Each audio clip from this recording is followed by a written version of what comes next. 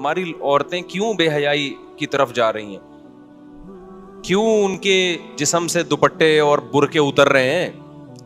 کیوں ماڈرن بن رہی ہیں؟ اس لیے کہ اس نظام حیات کو وہ اپنے لیے کامیابی سمجھتی ہیں.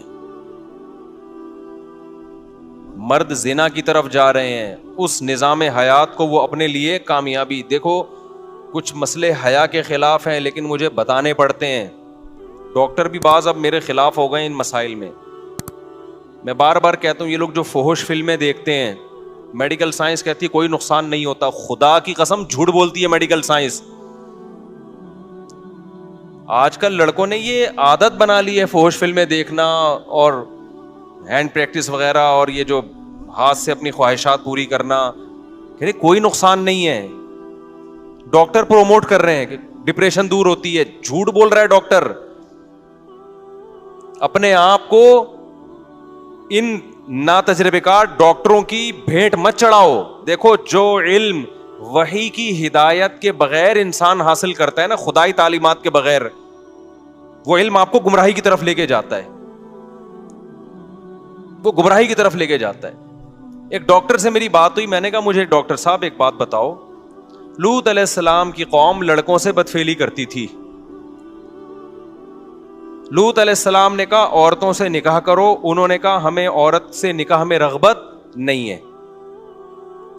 اس زمانے کے جو حکیم ڈاکٹر ہوں گے، جو لڑکوں سے بدفعلی کرنے والا آدمی ہے، میڈیکلی اس کو کوئی نقصان ہوا؟ کوئی خون میں کمی، کوئی جراثیم چلے گئے، کوئی نقصان نہیں ہوا.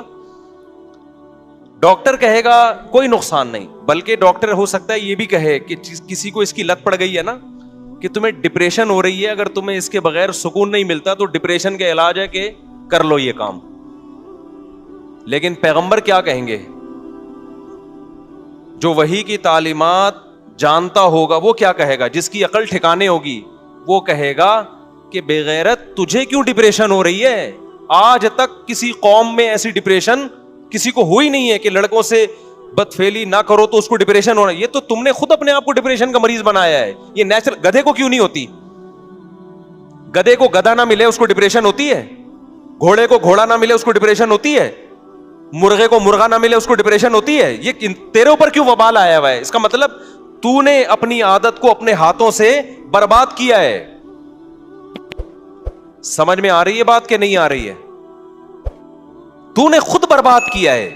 اب جو بربادی کا طریقہ تھا اس کا علاج بھی یہی ہے کہ جس کام کے کرتے رہنے سے کرنے کی عادت پڑی ہے اس کو چھوڑے رکھو، چھوڑنے کی عادت ہو جائے گی.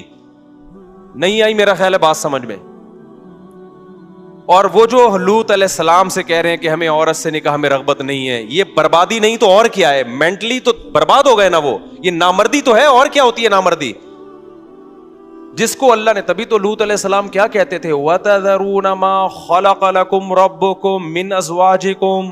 تمہیں کیا ہو گیا کہ جو عورت اللہ نے تمہارے لیے پیدا کی ہے تمہارے سکون کے لیے، اس کی طرف تم جاتے ہی نہیں ہو؟ تمہیں ہو کیا گیا ہے؟ اس وقت کے بھی ڈاکٹر جو تھے نا وہ یہی کہتے ہوں گے ایکچولی میڈیکلی اس کا کوئی نقصان نہیں ہے. وہ بھائی اس کا خاندانی نظام تباہ ہو گیا.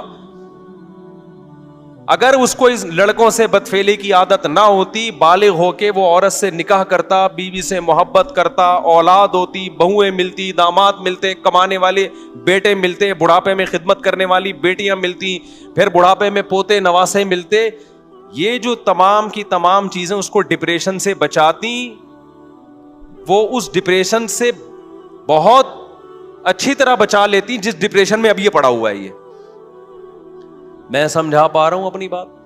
میرا خیال نہیں آ رہی کھوپڑی میں. تو یہ جو فحش فلمیں دیکھتے ہیں نا، یہ ڈپریشن کا علاج نہیں ہے، یہ ڈپریشن پیدا کرنے کا ذریعہ. اس سے نقصان پتہ ہے کیا ہوتا ہے؟